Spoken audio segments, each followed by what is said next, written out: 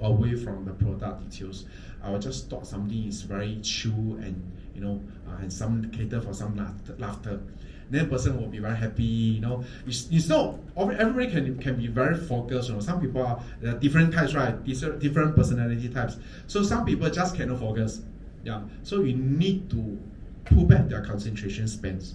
Yeah. Okay. So this technique very good. Next time the person not following you, you just look at them and don't say anything for just 30 seconds. Then the atmosphere, the person will definitely come to talk to you and he will come back. Okay. Yeah. Okay, so maybe the last part I want to, because I hear already, right, people still maybe have question, hey, Xiang, how you can do so many cases in a year, and what drives you for past 7 years, what drives you continue to have breakthroughs, what drives you to aim for COT, and what drives you run for the top. Last year was really a very amazing year for me because I wasn't in the top in the first place. So I was in the only the top 10 in the end of March, and I didn't know that, I didn't expect that I could be the top. I didn't think of like being a top. Nobody asked me to run for the top. Yeah, people just go for TUT, CUT, MDRT. So it's how I tell myself is when of course there will be some referrals came right in time and came right in hand. So after the first 5 months come to mid-year like that, I see my production like top 3 got chance like top 3 already. So I say got top 3, and top 3 is not very far away like only like 20,000 30,000 away. So I say like got chance so I tell my boss, I think this year got chance He say run for top I say run we try we do together. When you're running for top, right, actually what you're not afraid is the people in front of you. What you're afraid is the people behind you, because you don't know when they're going to take over you, right? Yeah. So, but in my mind is never mind. I just take over the very first guy first. Okay, so I just run and rotate, third place, second place, then rotate. But I never touch the very first place, because the first place is one guy with a jumbo case, so suddenly shoot to the number 1 position since July. So he has been top since July until end of the year. So me and the other lady is like second, rotate. So both of us, we are competing and we are running.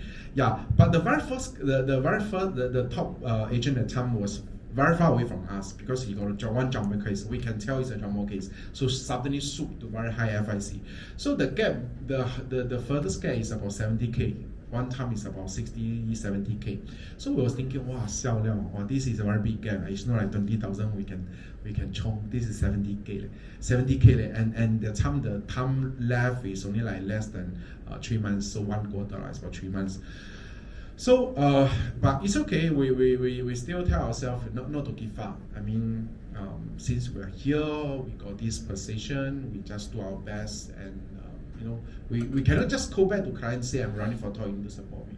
But we need to work as a normal, ordinary day. We need to go out and see our clients to fulfill their ordinary dreams and ordinary protection needs. So I just do. But of course, I intentionally to ask for bigger premium, bigger premium. So at the second last, at the 30th December, so beginning of December, I still short of this guy about 35,000. So second day of December, I overtake this guy with 2,000 FIC. So he's very panicked. So even the very last day he went for appointment, because he already stopped. I think we can sense from the leaderboard, right? He stopped in like mid of December. So he stopped already, because we very far from him. Then the third person 20K from me. So the third and the first is about 55K. So the third is no running already. So it's only me running with the first. So he also don't run already. I say he don't run already, never mind, I run. So at the first day of December, we still about 35,000 apart. Yeah, but he still inset a few cases. I also infect a few cases. So at the second day of December, I overtook him with 2,000. Yeah, then the very last day he went for appointment. The BDM called us. I said, okay, I also go. So the very first day I also go for appointment. I closed, you know. So this is very interesting journey. I think I share with you all of you so you can visualize. If let's say you will have the chance to be in such position, it's a very meaningful year and it's a very meaningful journey for all of you. You should just carry on, you know, to go, but you need to have the drive and the purpose to be in this kind of race first. So what drives me? So the next question is what drives me to continue to walk? You know, I came from China and I do not have many relatives here. So all the clients, they entrusted me with their money, with their dreams and their financial goals. I really treat them like my friend and like my family. So in the year for so many years, right? So you know, whenever we come, we go to see clients and tell them about the protection needs, right? About the insurance and how we can support them. I don't have any real case because I'm only in this industry for 7 years only. My clients are generally still young age. But last year I really have a client who passed on. So that was my very first death claim in AIA in the whole entire industry. So that impacted me a lot.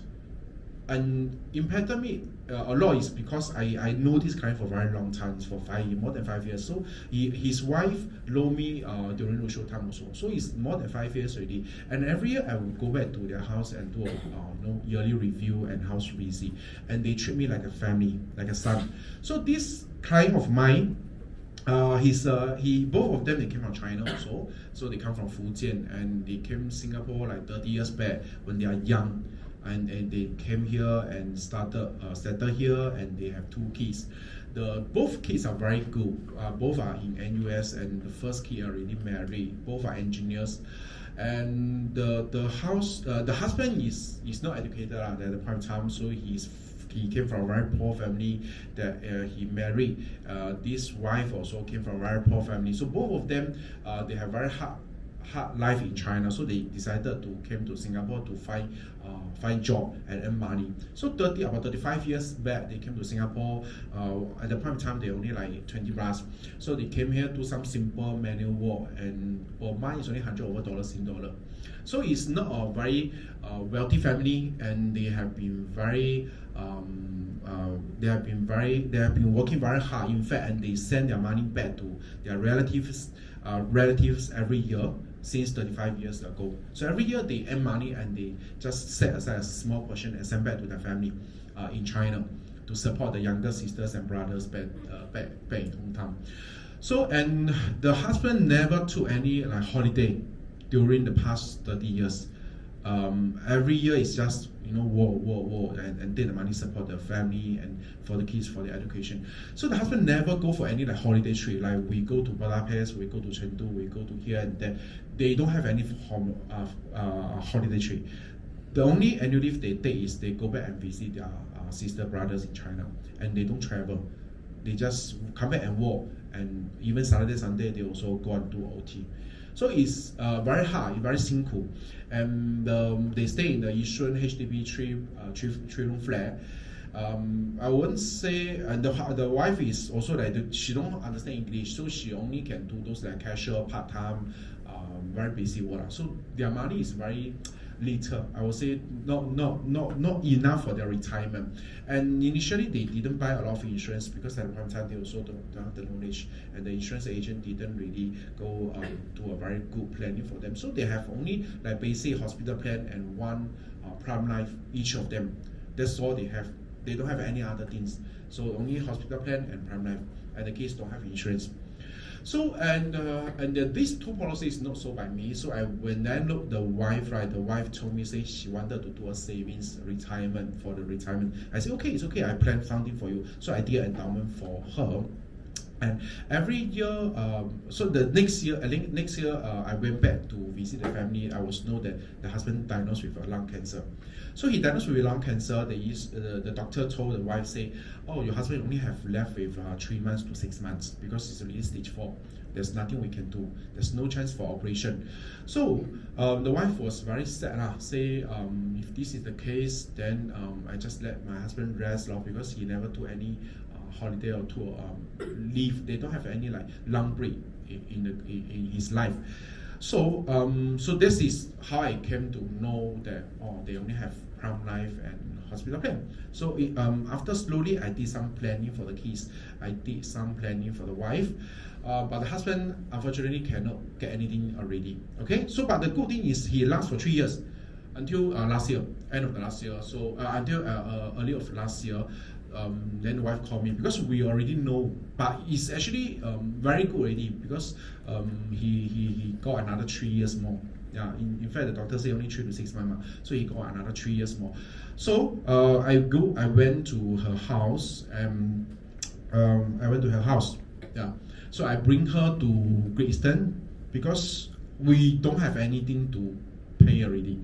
The Prime Life already paid when he diagnosed with cancer. I did a CI claim for him, but it's only 30,000 Sing dollar. It's a very small policy. So, and hospital plan, of course, we cannot pay anything. So I don't have anything to pay already.